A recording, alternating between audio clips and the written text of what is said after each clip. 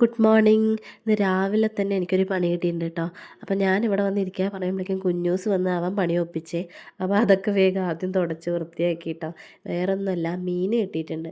അപ്പോൾ ഇനിയിപ്പോൾ അത് നേരാക്കാൻ ഇരിക്കുക പറഞ്ഞിട്ട് രാവിലെ തന്നെ അത് നേരാക്കാൻ ഇരിക്കുകയാണ് കേട്ടോ. അതങ്ങ് കുഞ്ഞേ മത്തിയാണേ. അത് കുറേ സമയം പിടിക്കും. മത്തിയുണ്ട്, അതുപോലെ മാന്തളും വാങ്ങിയിട്ടോ. അപ്പോൾ രണ്ടും കൂടെ വൃത്തിയാക്കുകയാണ് കേട്ടോ. പിന്നെ ആൾ പറഞ്ഞു ഞാൻ കുട്ടികളെ നോക്കാം എന്ന് പറഞ്ഞപ്പോൾ ശരി എന്നാൽ പിന്നെ ഞാൻ വൃത്തിയാക്കാൻ ഇരിക്കുക പറഞ്ഞിട്ട് രാവിലെ തന്നെ വൃത്തിയാക്കി. ഇത് നന്നാക്കി കഴിഞ്ഞ് കഴിഞ്ഞാൽ പിന്നെ പണിയില്ലല്ലോ, നമുക്ക് കറി വെക്കാനൊക്കെ എളുപ്പമല്ലേ. അപ്പോൾ എനിക്ക് തുണയ്ക്ക് വേണ്ടി കുഞ്ഞൂസ് വന്നിരുന്നു കേട്ടോ. ഈ പൂച്ച മീൻ നന്നാക്കുമ്പോൾ വരുന്ന പോലെയാണ് കുഞ്ഞൂസ് കേട്ടോ. അവൻ വന്നിരിക്കേ എന്തിനറിയോ, ആ മീനിൽ കളിക്കാൻ വേണ്ടിയിട്ട്. ഉള്ളിൽ നന്നാക്കുമ്പോൾ ഒരു ദിവസം അങ്ങനെ ഫുൾ പാത്രം തട്ടിയിട്ടു കേട്ടോ. അപ്പോൾ അതുപോലെ ഇനി ആവണ്ട പറഞ്ഞിട്ട് ഞാൻ പുറത്തേക്ക് ഇരുന്നതാണ് കേട്ടോ. പുറത്തിരുന്ന് കഴിഞ്ഞ് കഴിഞ്ഞാൽ പിന്നെ പ്രശ്നമില്ലല്ലോ. അവിടെ പോയാലും നമുക്ക് വെള്ളം ഒഴിച്ച് കഴുകിക്കളയാം. ഉള്ളിൽ പോയാൽ മത്തിയൊക്കെ നല്ല സ്മെല്ലായിരിക്കും. ഒരു അനുഭവം ഉള്ളതുകൊണ്ട് ഞാൻ ഇവിടെ തന്നെ ഇരുന്നു കേട്ടോ. അപ്പോൾ മാന്തൾ നേരാക്കിയത് വേഗം ആളുടെ കയ്യിൽ കൊടുത്തു വിട്ട് മുകളിൽ വെച്ചോ വേണ്ടിട്ട്, അല്ലെങ്കിൽ അവൻ മണ്ണിലൊക്കെ ഇട്ടാലോ വേണ്ടിട്ട്. എന്താ മത്തി നേരാക്കി എടുത്തപ്പോൾ വീണ്ടും അവൻ മീനിനെ എടുത്തിട്ട് കളിക്കാൻ വേണ്ടിയിട്ട്. അവനെന്താണെന്നറിയില്ല, അത് കാണുമ്പോൾ ഒരു ഭയങ്കര രസമാണ്. ഇടയ്ക്ക് അമ്മ ഞാൻ കഴിക്കട്ടെ ചോദിക്കും കേട്ടോ. അതുപോലെ അത് വേവിക്കണം, വെയിറ്റ് ചെയ്യും പറയും. അപ്പോൾ അവൻ അത് നോക്കി ഇങ്ങനെ വെള്ളം ഇറക്കി ഇരിക്കുകയാണ് കേട്ടോ. പക്ഷേ അവൻ കഴിക്കൊന്നുമില്ല കേട്ടോ. വറുത്ത് കഴിഞ്ഞാൽ അങ്ങനെ തിന്നൊന്നുമില്ലേ. പക്ഷേ കുട്ടിക്കൊരു കൗതുകം ഇങ്ങനെ കാണുമ്പോൾ. അതുപോലെ നമ്മൾ ഈ വാട്ടർ ടാങ്കിൽ മീനിനെ വളർത്തുമല്ലോ. അപ്പോൾ അത് കാണുമ്പോൾ അവന് ഭയങ്കര ഇഷ്ടമാണ്. അമ്മ തിന്നാൻ പറ്റുമോ, എനിക്ക് വറുത്ത് തരുമോ എന്നുള്ള രീതിയിലൊക്കെ ആക്ഷൻ കാണിച്ച് ചോദിക്കും കേട്ടോ. പക്ഷെ അത് പറ്റില്ലല്ലോ. ഇങ്ങനെ ഈ മീൻ കണ്ടതുകൊണ്ടേ, കുഞ്ഞു കുട്ടിയല്ലേ. പിന്നെ നമ്മൾ മീനൊക്കെ നേരാക്കി വേഗം അതൊക്കെ വറുത്ത് രാവിലേക്ക് ഇന്ന് ചോറ് തന്നെ കേട്ടോ വെച്ചത്. കഞ്ഞി മീൻ വറുത്തതും കൂടെ കഴിക്കാൻ വിചാരിച്ചു. പിന്നെ ഉച്ചയ്ക്ക് മീൻ കറി ഉണ്ടാക്കിയാൽ കറക്റ്റ് സെറ്റ് ആവുമല്ലോ എന്ന് വിചാരിച്ചു കേട്ടോ. എന്നിട്ട് പിന്നെ ഞാൻ വേഗം കുളിച്ചൊക്കെ വന്ന് രാവിലത്തെ ഫുഡൊക്കെ കഴിച്ച് കഴിഞ്ഞേ.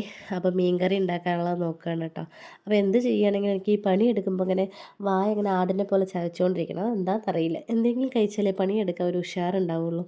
ഉള്ളി അരിഞ്ഞിട്ടാണെങ്കിൽ കണ്ണിരിഞ്ഞിട്ട് വയ്യ. ഉള്ളി അരിഞ്ഞിട്ട് കേട്ടാ എന്ത് പറഞ്ഞെന്ന് എനിക്ക് ഓർമ്മയില്ല. അപ്പോൾ അതിൻ്റെ ഇടയിൽ കുഞ്ഞൂസ് വന്നിട്ട് നോക്കി നിൽക്കുകയാണ് കേട്ടോ. അപ്പോൾ ഞാൻ വെളുത്തുള്ളിയൊക്കെ കൊണ്ടുപോയിട്ട് കൊട്ടയിലിടുക പറഞ്ഞപ്പോൾ അവൻ വാഷ് ബേസിനിൽ കൊണ്ടുപോയിടാൻ പോയത് കേട്ടോ ഫസ്റ്റ്. പിന്നെ നേരെ കൊണ്ടുപോയി വെച്ചു. പിന്നെ നമ്മൾ പാത്രമൊക്കെ കഴുകി വെച്ചൊക്കെ വെള്ളം വാർന്നപ്പോൾ കുറച്ച് അടുക്കി വെച്ചു കേട്ടോ. അപ്പോൾ ഒത്തിരി അടുക്കള വൃത്തിയായ പോലെ നമുക്ക് ഫീൽ ചെയ്യുമല്ലോ.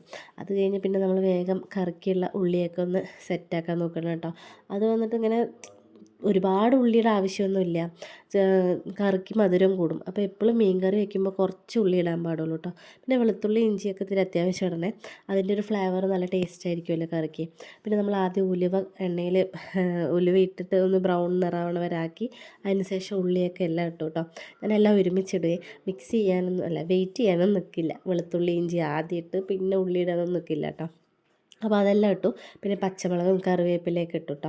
ഇത് നല്ല ബ്രൗൺ നിറമായി കഴിഞ്ഞപ്പോൾ അതിലേക്ക് എന്ത് ചേർത്തു, മഞ്ഞൾപ്പൊടി, പിന്നെ കുറച്ച് മല്ലിപ്പൊടി ഇട്ടോ. മല്ലിപ്പൊടി വേണമെന്നില്ല, ഞാൻ കറിക്ക് ഇത്തിരി കൊഴുപ്പ് കിട്ടിക്കോട്ടെ വേണ്ടിയിട്ട് കുറച്ച് ഇട്ടു കേട്ടോ. പിന്നെ മുളക് പൊടി ഒരു 3 സ്പൂണോളം ഇട്ടു കേട്ടോ. അതിൻ്റെ ചെറിയ സ്പൂണായതുകൊണ്ടാണ്. പക്ഷേ അത്യാവശ്യം എരിവ് ഇടണം. നമ്മൾ മത്തി പുളിയാണ് വെക്കുന്നത്. അപ്പോൾ കറിക്ക് ഇത്തിരി കൊഴുപ്പ് കിട്ടണമെങ്കിലും പിന്നെ എന്താ പറയുക, മീൻ കറിക്ക് അതിൻ്റെ ടേസ്റ്റ് വരണമെങ്കിൽ കുറച്ച് സ്പൈസി ആയിരിക്കണമല്ലോ. അപ്പോൾ കുറച്ച് മുളക് പൊടി അധികം ഇട്ടിട്ടുണ്ട്. പിന്നെ ഞാൻ ഒരു ചെറിയ തക്കാളി ഇട്ടു കേട്ടോ. പുളി വയ്ക്കുമ്പോൾ ആവശ്യമില്ല, എന്നാലും എൻ്റെ സമാധാനത്തിന് കറീനെ എങ്ങനെ സെറ്റാവുമെന്ന് അറിയില്ലല്ലോ. അപ്പോൾ ഒരു തക്കാളി ഇട്ടു കേട്ടോ. ഞാൻ എപ്പോഴും കറിയിൽ തക്കാളി ഇടുന്നതുകൊണ്ട് അത് ഇട്ടില്ലെങ്കിൽ എന്തോ ഒരു ഫീലാണ്. അതുകൊണ്ട് ഞാൻ ഇട്ടേ. പിന്നെ അതൊക്കെ മിക്സ് ചെയ്തതിന് ശേഷം നമ്മൾ എന്ത് ചെയ്തു, പുളിവെള്ളം ഒഴിച്ചു. പുളിവെള്ളം പാകത്തിന് ഒഴിച്ചു കേട്ടോ. ഒരുപാട് പുളി ഒഴിക്കരുത്, ഇപ്പോൾ ശ്രദ്ധിക്കണം. തേങ്ങ അരച്ച് ഒഴിക്കുകയാണെങ്കിൽ പിന്നെയും കുഴപ്പമില്ല. പുളി ഒരുപാടായാലും ടേസ്റ്റ് ഉണ്ടാവില്ലല്ലോ. പിന്നെ അതൊക്കെ ഇട്ടൊന്ന് തിളച്ച് വന്നപ്പോൾ ആ മുളകിൻ്റെയൊക്കെ മണം മാറണം കേട്ടോ. എന്നിട്ട് എണ്ണ മുകളിൽ തെളിയുന്ന സമയത്ത് എന്തിടാൻ പാടുള്ളൂ, മീനിടാൻ പാടുള്ളൂ. പിന്നെ മത്തിയൊക്കെ ഒരു തള 2 തള ആകുമ്പോഴേക്കും വേവും. അതുകൊണ്ട് നമുക്ക് പെട്ടെന്ന് അത് ശ്രദ്ധിച്ച് ഓഫാക്കണം, അല്ലെങ്കിൽ മീൻ ഉടഞ്ഞു പോകും കേട്ടോ. അങ്ങനെയുള്ളൊരു കാര്യം കൂടെ ശ്രദ്ധിക്കണേ. അപ്പോൾ ഞാൻ മീൻ കറിയൊക്കെ റെഡിയായി കഴിഞ്ഞപ്പോൾ അപ്പുറത്ത് മീൻ വറക്കാനും വെച്ചിട്ടുണ്ട് കേട്ടോ. അപ്പോൾ രണ്ടും ഒപ്പമായി കഴിഞ്ഞ് കഴിഞ്ഞാൽ പിന്നെ സമാധാനം ഉണ്ടല്ലോ. വെറുതെ പോയി കുറച്ച് നേരം ഇരിക്കാമല്ലോ എന്ന് വിചാരിച്ചേ. അപ്പോൾ മീനൊക്കെ വറുത്ത് സെറ്റായി. അപ്പോൾ അതിൻ്റെ ഇടയിൽ എനിക്കിത്തിരി വിശന്നു കേട്ടോ. അപ്പോൾ എനിക്ക് എന്താണെന്നറിയില്ല, അപ്പോൾ ഈ മധുരമുള്ളത് കഴിക്കാൻ ഭയങ്കര ഇഷ്ടമുണ്ടേ. അതുകൊണ്ട് വെറുതെ ഇങ്ങനെ അടുക്കളയിൽ പണി എടുത്തുകൊണ്ടിരിക്കുമ്പോഴും വായലൊക്കെ എന്തെങ്കിലുമൊക്കെ വെച്ചിട്ടിരിക്കണം. ഞാൻ നേരത്തെ പറഞ്ഞല്ലോ. അപ്പോൾ മധുരമുള്ളതിൻ്റെ പേരെന്താണെന്ന് അറിയില്ല, ഒരു ബോൾ പോലെ കേട്ടോ.